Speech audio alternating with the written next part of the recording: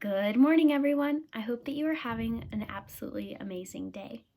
Today, we are going to continue reading in our textbook. Our story can be found on page 59.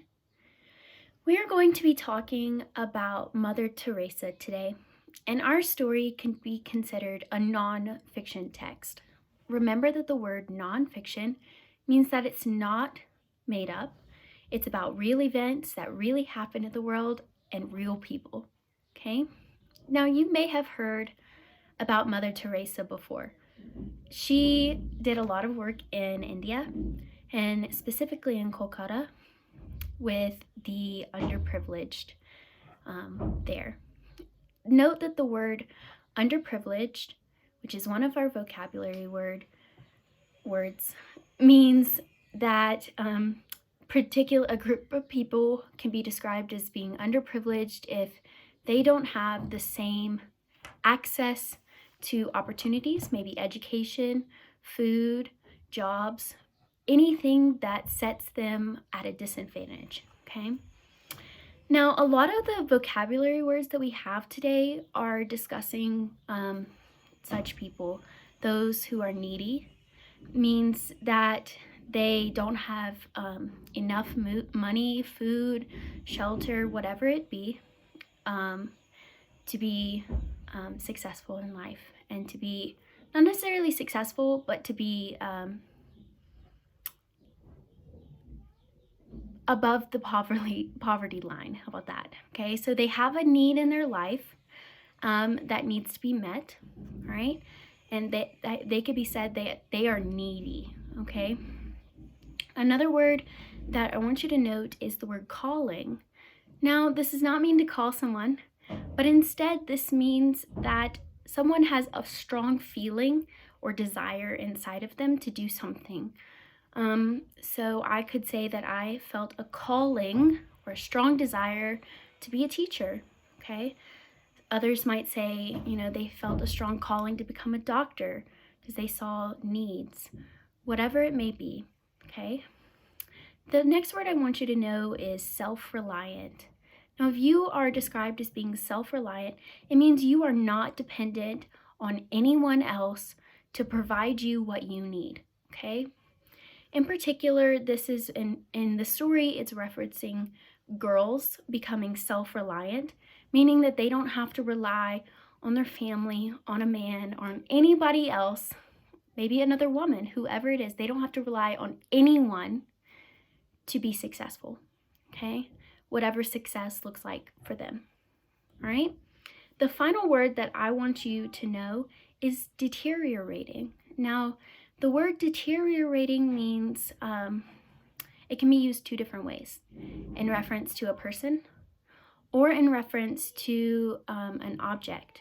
So if I say that the building is deteriorating, I mean that the building may need repairs that continually get worse and worse over time, okay? I could also say that someone's health is deteriorating, meaning that they are getting sicker and sicker as time goes by, all right? With that being said, I do want to give you some background on Mother Teresa. Now, Mother Teresa was a Catholic nun, and she dedicated her life to serving those who are underprivileged and those who are needy. She did a lot of work setting up the home for the dying to help those who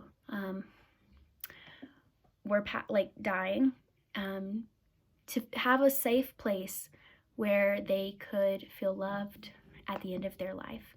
She also did a lot of work with girls to help them to become successful and self-reliant. She did a lot of work for people all over the world, and she was an inspiration to everyone, okay, that she met, okay? So with that being said, I do want to begin reading. Note that Mother Teresa's real name is not actually Mother Teresa, okay? If you look at it in your textbook, it looks a little funny because it is actually an Albanian name. Her family was originally from Albania, and that being like that means that her name would be pronounced differently from what we might read. So keeping that in mind, I do want to ask that you have a little patience as I try to pronounce her name. So without further ado, we are going to begin reading on page 59 of your textbook. Okay? Mother Teresa. It is not how much we do, but how much love we put in the doing. It is not how much we give, but how much love we put in the giving. Mother Teresa. Agne Gonya Boache, popularly known as Mother Teresa, was born in Skopje, capital of the Republic of Macedonia, in 1910. She was of Albanian descent. She became a nun at the age of 18. She had always felt a calling, or a strong desire, in her life to serve the needy. She spent a few months in training with the Sisters of Loreto in Ireland, after which she came to India. She took her religious vows in 1931 and chose to be called Sister Mary Teresa, after the patron saint of missionaries, Teresa of Lisieux.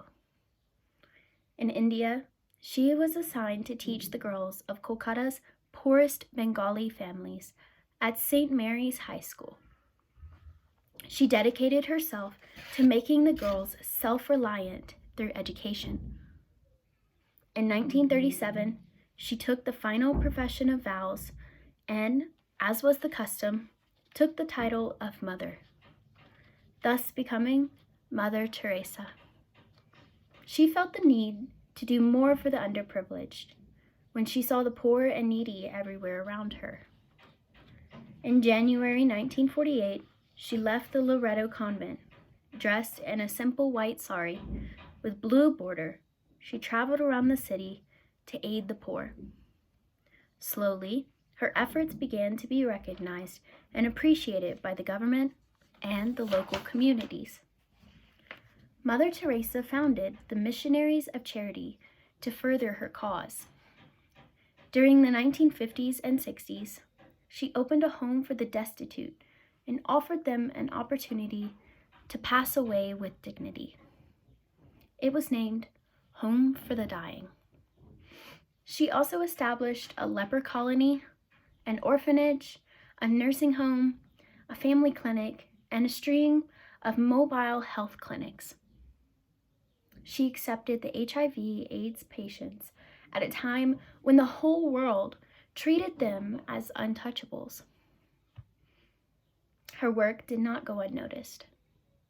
She received admiration and respect from not only India, but also the world. She was awarded the Nobel Peace Prize in 1979.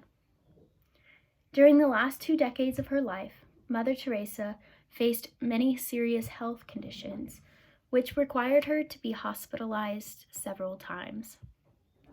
In spite of her deteriorating health, she continued to serve people to the best of her capacity.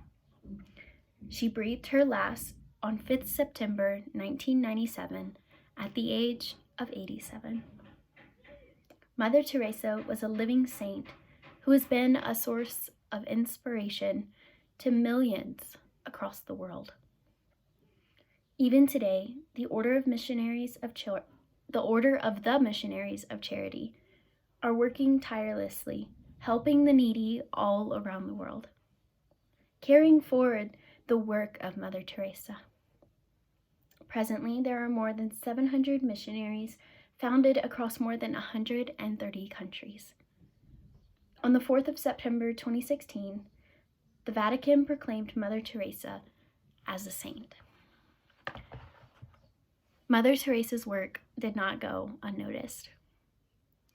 She did it with love in her heart, not because she wanted to look good, but because she felt that that was right. Remember that everything we do should not be because we want to gain status or to look good for others. We should do it because we genuinely love people. With that being said, I hope you have a great day. If you have any questions on what you're supposed to do for your assignment, please let me know. Love you guys.